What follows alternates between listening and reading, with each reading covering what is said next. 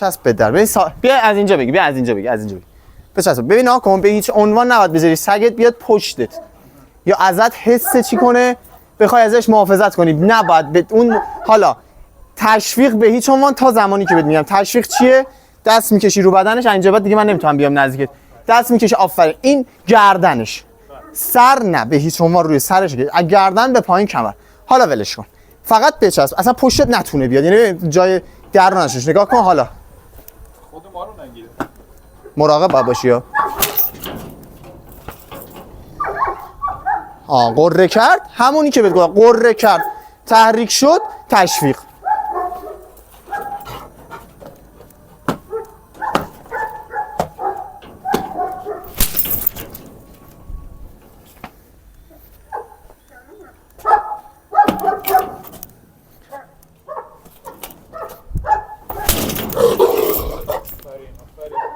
نگاه هم.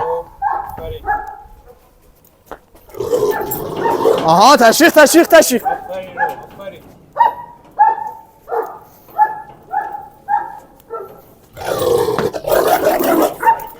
بذار چیزش تمام بشه، بعد یه دفعه هیجانی میشه برمیگرده رو خودت.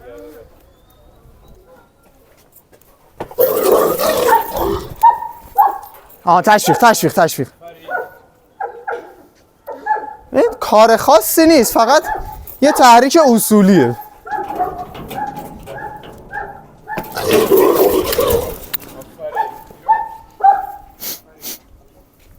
تشویق کردی؟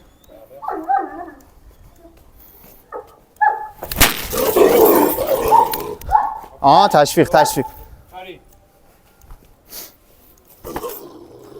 تشویق تشویق تشویق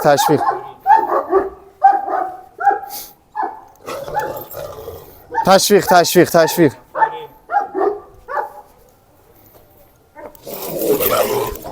تشویق تشویق.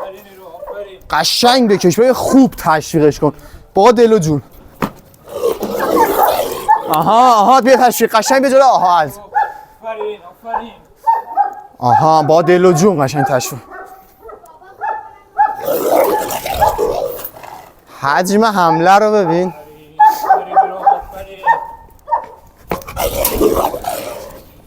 تشویق تشویق.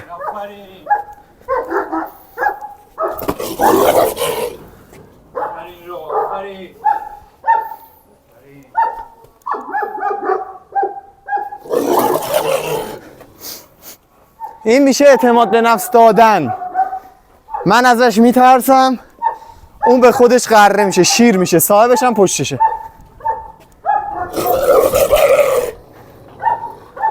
دست دوش باشه، دست دوش باشه، دست دوش باشه. حالا دست دوش باشه. بیار اینجا، بیار اینجا، ویدیو رو بیار اینجا، بیار اینجا، بیار اینجا.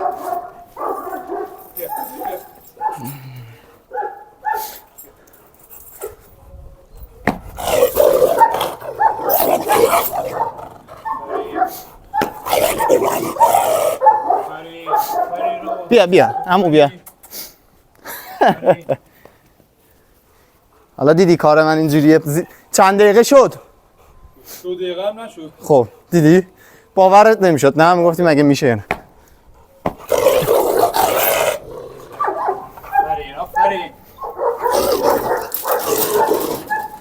برو نه بچسب بده، بچسب بده.